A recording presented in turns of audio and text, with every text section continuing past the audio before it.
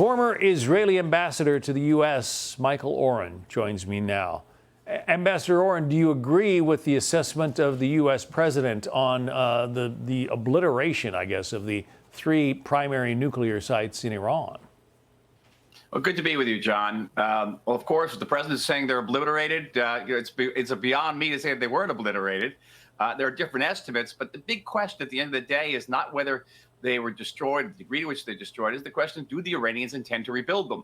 I think the president is saying, well, if they try to rebuild them, they can rebuild them somewhere else. The question is, will they? And will they try to violate this ceasefire in any number of ways? It wasn't reported very much in the American press, but just about a week and a half ago, the Iranians sent 2 armed groups of terrorists across our border in the Golan Heights. They were all eliminated, but it shows that Iran is still a danger. So the big question is the United States keeping that credible military threat on the table? And will the United States give Israel the green light to respond militarily to Iranian violations of the ceasefire? I think that's the major issue here. And we still have to see whatever happened to that stockpile of enriched uranium, which was hidden before the war. No one has actually known where this is. And as long as Iran has that stockpile, still has ballistic missiles, and still has a warhead program, we have to worry about Iran breaking out and becoming a nuclear power. We also have to worry about Iran activating terror cells in Israel and the United States, do we not? We do indeed. And here's the world's largest state sponsor of terror, Iran, that has tried to kill the president of the United States, tried to kill a former national security advisor, and by the way, tried to kill yours truly, tried to have an assassination attempt against me in downtown Washington as well.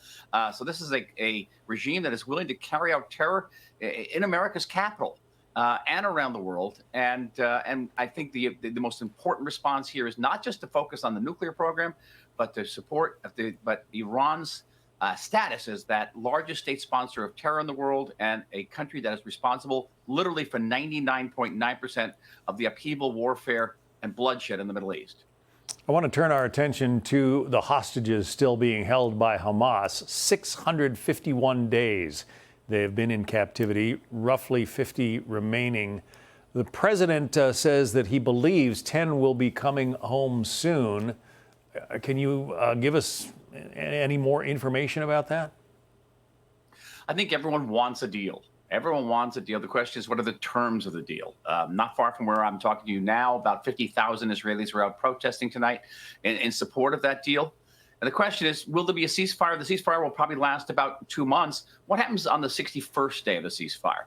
Will Israel have the ability to renew its efforts to rid Gaza of Hamas? Will Hamas leaders be exiled? Will the Gaza Strip be demilitarized? No more rockets, no more guns. These are big, big questions which have to be ironed out.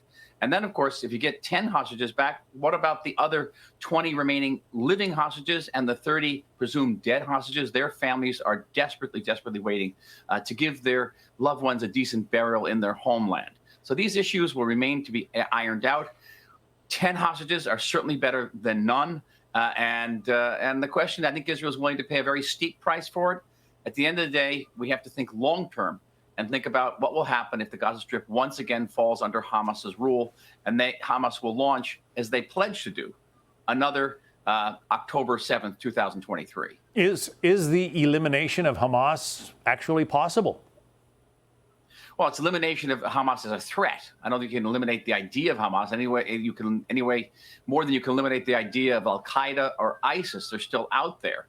But without a state behind them, these terrorist organizations are much less a threat. And so to remove Hamas as a threat to the state of Israel, to demilitarize the Gaza Strip, to exile those Hamas leaders, yes, all of that is doable.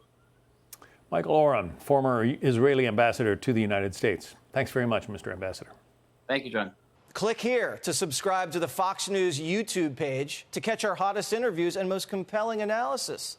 You won't get it anywhere else.